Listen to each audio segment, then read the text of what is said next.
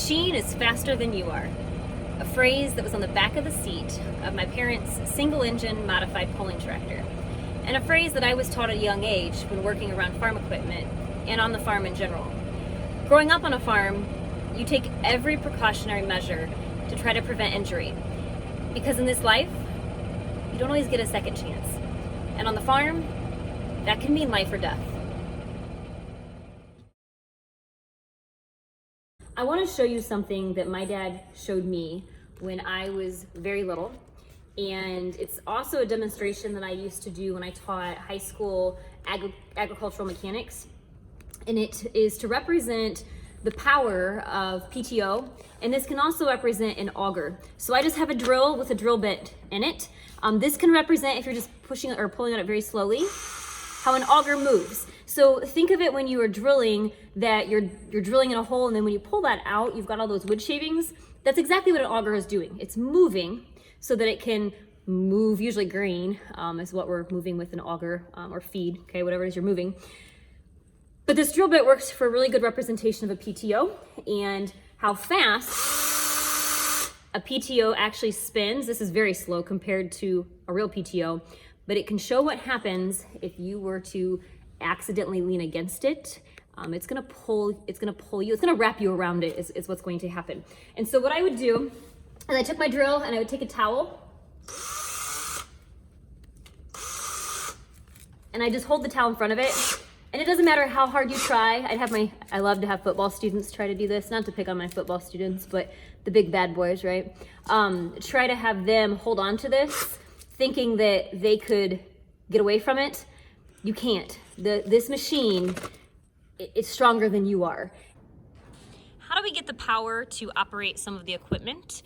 They are operated by what's called a PTO, so power takeoff, and it looks like this. So this would actually plug in to the back of the tractor. I say plug in, it hooks in, I guess, but plugs into the back of the tractor. Okay, think of it that way. This spins extremely fast. It transfers the power up through here. And this has a plastic shield on it. Inside of here is spinning very quickly. And this will sometimes catch and spin too, but it's meant to protect you. And then it will spin this that then powers the baler. Same thing if we were to look, the grain cart's sitting right here close by. So same thing if we were to look here, okay? So the PTO right here, that's what you hook into with the tractor that will then power, for example, the unloading auger.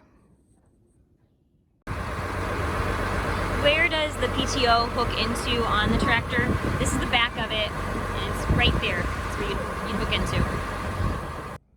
Another safety feature on implements and just trailers you see on the road. So just about every piece of equipment, from hay wagons, hopper wagons, like I said, trailers, and then particular pieces of farm equipment here, everything should have, so this is just the pin that we use to hook it in, okay? They should have a safety pin though on the bottom. If I turn it, I can't turn it, okay. That it's not allowing this pin to come back out. And then a second safety, if you notice, it has this chain and it's attaching it to the tractor. And the reason being is, let's say that something crazy would happen and it would break, and it could happen, that something could break. And if it would, then this implement detaches from the tractor, which could be a big hazard if we were on the road. So not only for anyone close by, pedestrians, cars, that could cause a lot of severe damage. So it's to keep everyone safe. And think about the trailers that you see on the road. If they would happen to come unhooked, I've had this happen personally. And yes, these safety chains are what saved everything. This is a mix mill, or we've always grown up calling them a feed grinder, because that's exactly what it does. It grinds feed. But I want to show you just a few parts of this thing that makes it extremely dangerous to operate. Now this one's very old. It still works great. We use it. But they are extremely dangerous. My dad could tell stories of some of the people he knows that have been caught in them, injured and killed with feed grinders. And the scary part about equipment is it doesn't know that we're a human and that it can hurt you. It's a piece of equipment, and you have to respect that piece of equipment and know how to keep yourself safe.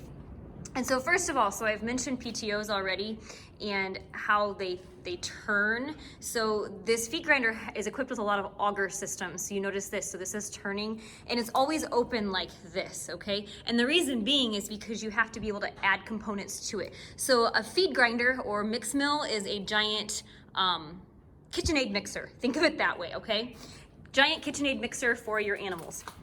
So for example, corn would go directly into this, and then this auger sends it up, mixes down into here, and if we're adding in pellets or supplement, whatever it is you're adding into it, you'd add that into here, and then ends up in here, and it mixes it, hence why we call it a mix mill or a feed grinder. But the part that's scary comes back here again. So with this auger, so if you have this out and down closer to the ground to where you are loading it with corn, if you accidentally slip. So for example, one of the guys that my dad knew fell in the ice and he fell into the feed grinder. Farmers, mechanics, welders, anyone that utilizes their hands a lot in their job are known for not wearing rings on their hands. I'm gonna show you one of the reasons why. So if this is the back of a semi-trailer, by the way, with the ladder, okay? And if we need to climb up here, and as I'm climbing up and then I go to climb down and my hand happens to catch on that with that ring, I'm gonna lose my finger. And that goes with any other piece of equipment around the farm. That I'm inside a grain bin, and I want to share with you how dangerous cleaning these out can be as well. So this is the center of the bin. If I back up, there you can see the center of the bin. And this is actually how the grain comes out of the bin or gets out of the bin. This door opens up, and underneath here is an auger, and that auger moves the grain out of the bin. So when the grain is getting really low and it's time to fully empty the bin, we jump in here and you sweep it out to get it clean like this anyhow. And this is what we prefer. So, but what I want to share with you is, if you notice, my foot fits very easily down in here. And so if you're not paying attention when you're busy sweeping and you would happen to step into this, it will pull you down. With grain bins, and you've heard of this before, would be grain bin entrapment. And this happens when someone is in there trying to clean the grain bin out, and the grain suddenly moves and then traps them in there. And one might think, well, just pull yourself out or pull your leg out, whatever part of it that you're kind of stuck. It's like a suction or like quicksand, think of it that way. It doesn't matter how strong you are, how strong you think you are, you can't get out of it. It doesn't matter if you're knee deep sometimes or waist. If you're waist, you're definitely not able to pull yourself out. But I want to share with you, my best friend from high school, her dad was trapped inside of a large grain bin. He worked at a local cooperative facility. He spent a lot of time handling grain and inside of these facilities, and so he knew exactly what he was doing. I got a phone call from her late one night, and she said, my dad's stuck in one of the bins at the cooperative.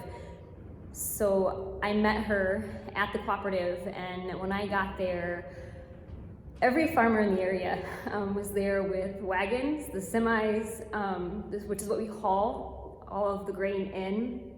Everyone showed up with equipment to try to help any way they could. Something called, it's a grain vacuum, so they suction the grain out of the bin. You can cut holes in the sides of them. The cooperative sits right next to a railroad, of course, and so the railroad was shut down. Helicopter brought in on waiting, anticipation of getting him out. Now here's the part that's hard. Most of the time, the people that are trapped in these bins don't come out alive. He did, and he's still with us today, and so he can tell that story, but he was one of the very, very few that do make it out alive. Now, I'll tell you this kind of the comical side, okay, so a little bit lighthearted here, is the night that all this happened, and I took my best friend to the hospital to see him, to be with him. We no more than walked in the emergency room, and you could smell and follow, okay? You could smell the rotten grain smell, and you could follow the corn or beans, whatever it was. I couldn't even tell you what it was at this time. But of course, all of the nurses and the doctors were kind of laughing because he did not smell very good from being trapped for all that time in amongst the rotten grain. This triangle is an SMV sign, so slow moving vehicle sign.